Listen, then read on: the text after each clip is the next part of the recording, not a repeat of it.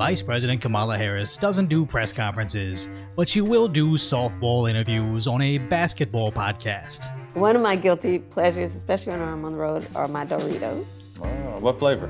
Nacho. Old school, original. OG, Come on. yeah. But when she's not talking about pressing issues like Dorito flavors, she's carammeling her nonsense. What is your economic plan moving forward for people who are living paycheck to paycheck and struggling for groceries and rent and homeowners? So, look, I grew up, so my sister and I were raised. Which she almost went back into that middle-class family line while wearing her middle-class $60,000 Tiffany necklace. Look, I grew up, so my sister and I were raised by our mother. We lived for a long time in an apartment on top of a child care center.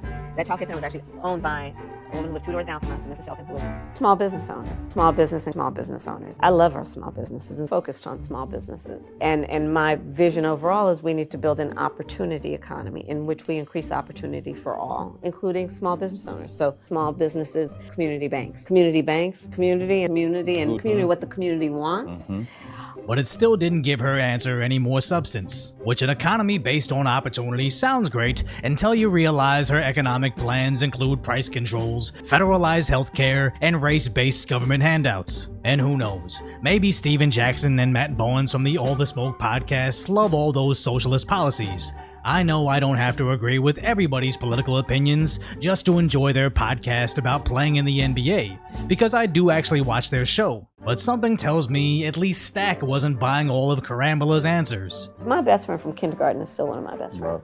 That's crazy. Right? Stacey Johnson. Yeah, that's dope. As you see him rolling his eyes here, but it immediately jump cuts to him smiling and nodding, which means they went back through over 45 minutes of interview and still had to sneakily splice together an edit to try to paint Harris in a positive light. And their comment section called them out on the edits, shaming them for their softball questions, Kamala's new accent, and same tired talking points. As absolutely nothing about Kamala's campaign is genuine. When she recently posted on Twitter about her taking a break from fundraising to work on responding to Hurricane Helene, still wearing that ridiculous necklace, with her phone on the table showing that her headphones are plugged into nothing, while the pages she's working on are all blank. Meanwhile, Donald Trump is actually in Georgia, unable to work with Biden. Have you reached out to President Biden about federal relief efforts? No, I haven't reached out to him. No, I think he's sleeping right now. As Biden finally returns from his beach trip, Mr. President, why weren't you and Vice President Harris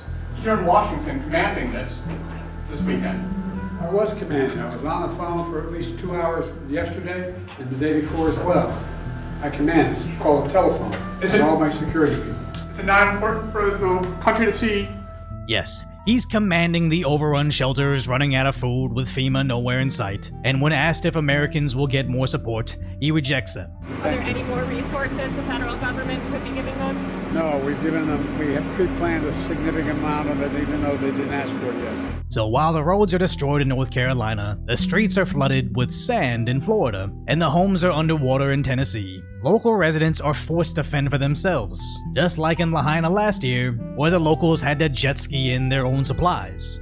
And the more you look into what's happening after Hurricane Helene, the more outraged you'll get at this administration. But I think their biggest sin is that they think you're too stupid to notice that they're faking everything. Just look at her VP pick Tim's Twitter post about going to a football game. He's up there cheering from his suite while nothing is actually happening on the field, out there pointing to the fans that could literally care less about him and whatever this is. And obviously lying about a football game isn't the biggest deal, but it does make you wonder, if they have to fake everything about being a football fan, what won't they lie about? So if you appreciate my concise, lighthearted commentary on the tragic status that is today's reality, hopefully I've earned your subscription, then go check out the video on how Americans getting hit with a hurricane resulted in another country getting billions of our dollars.